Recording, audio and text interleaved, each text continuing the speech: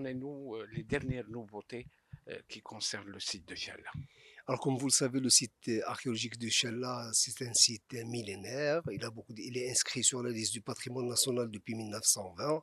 Il fait partie des 8 composantes du patrimoine mondial de Rabat, Rabat capitale moderne et ville historique en patrimoine en partage, inscrit sur la liste du patrimoine de l'UNESCO depuis 2012. En fait, la société Rabat Région Patrimoine, qui était en charge de la gestion et de l'exploitation du site dans le cadre d'une convention de partenariat qui la relie avec le ministère de la Culture, a mis en place tout un projet de valorisation pour le site archéologique du Chala. Ce projet de valorisation, il a 3 objectifs. Le premier, c'est d'améliorer les conditions d'accueil des visiteurs. Le deuxième, c'est de renforcer l'attractivité du site. Le troisième, c'est de créer un modèle économique durable à l'intérieur du site archéologique du Chala. Donc, comme vous l'avez déjà constaté, nous avons créé un circuit touristique avec 29 points d'intérêt. Chaque point d'intérêt, il est documenté et il fait l'objet aussi d'un enregistrement audio que le visiteur peut éventuellement l'écouter à travers le matériel audio guide qui est mis à sa disposition et en 4 langues, donc arabe, français, anglais et espagnol. À côté de ça, bien sûr, nous avons créé un site web où toutes les informations sont disponibles. Ça veut dire que le visiteur qui n'a pas les moyens d'acheter un audio guide, dans le cadre de l'accès, de la démocratisation de l'accès au savoir et le partage du patrimoine, il y a tout un site qu'on vous invite vivement à le consulter, c'est le shella.site. Et là, toute la documentation et toutes les informations sur le site, ils sont disponibles en 4 langues là aussi, en langue arabe, français, anglais et espagnol. Et on a toutes les informations sur l'histoire du site, sur ses composantes, sur les conditions de visite, sur la tarification et même sur les événements qui se déroulent à l'intérieur du site.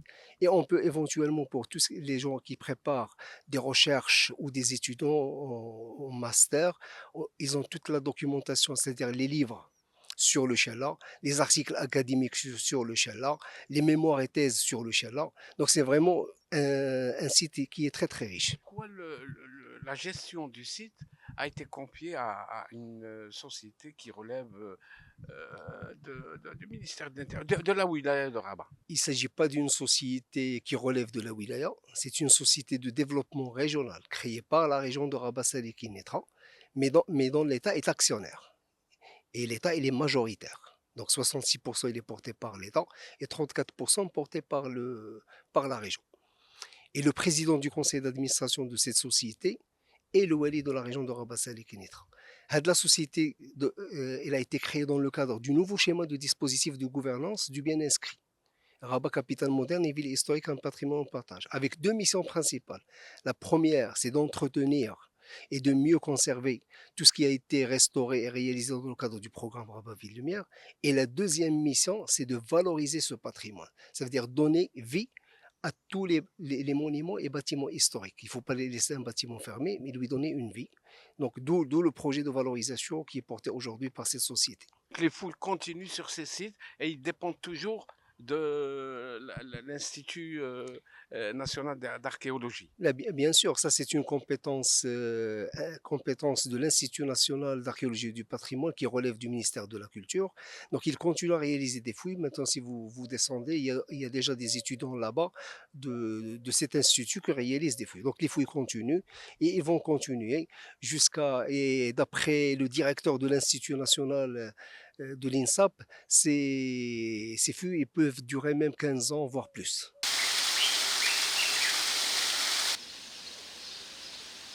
Donc aujourd'hui, vous axez votre travail sur l'existant, sur le Shella ancien, c'est-à-dire ce beau site qui est devant nous, pour lui permettre d'être à la hauteur du rayonnement du patrimoine marocain.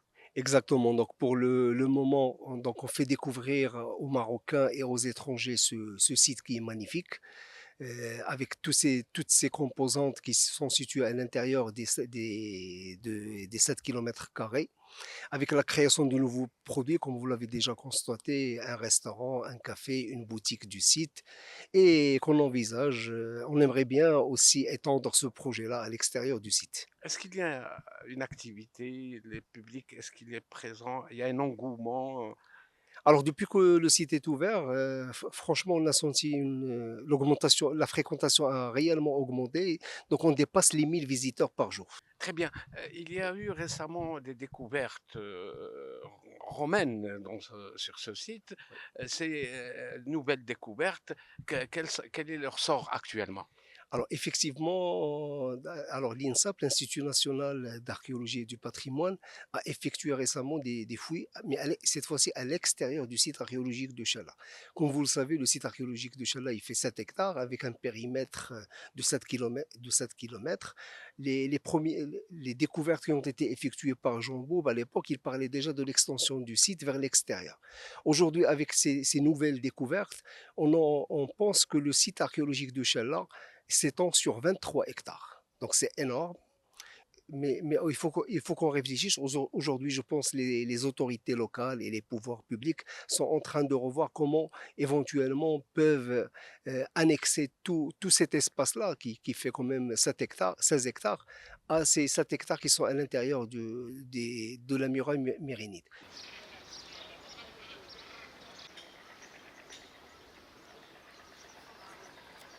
Comment vous trouvez le site après les réaménagements qui ont duré 4 ans à peu près?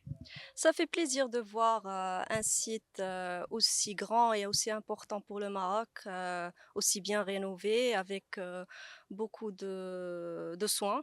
Et il y a une richesse ici, soit islamique, soit pré-islamique, romaine. Pour notre pays, c'est une richesse dont les Marocains n'ont pas l'habitude d'y avoir accès. Très bien. Comment vous avez trouvé les prix des tickets? Est-ce qu'ils sont abordables? Euh, Et combien vous avez payé? Ça coûte, j'ai pris, le guide, audio avec l'entrée, ça donne un 60 dirhams. C'est un peu cher pour les Marocains, je trouve, car, on a besoin d'avoir une vie culturelle, abondante, accessible à tout le monde, et pour un Marocain, je trouve que 60 dirhams, c'est un peu cher. Pourquoi vous êtes venu ici? Parce que Oui, épouse. mon épouse, je voudrais visiter les Chella, les archéologies de les Romains. Oui, Nous sommes dans l'Italie, so we voudrons connaître. connaître cosa avaient fait les Romains en le Maroc. We are with our family and we are trying to enter in the museum in Cella. Thank you. En Italie, vous connaissez, on vous a parlé du Sheila au Maroc?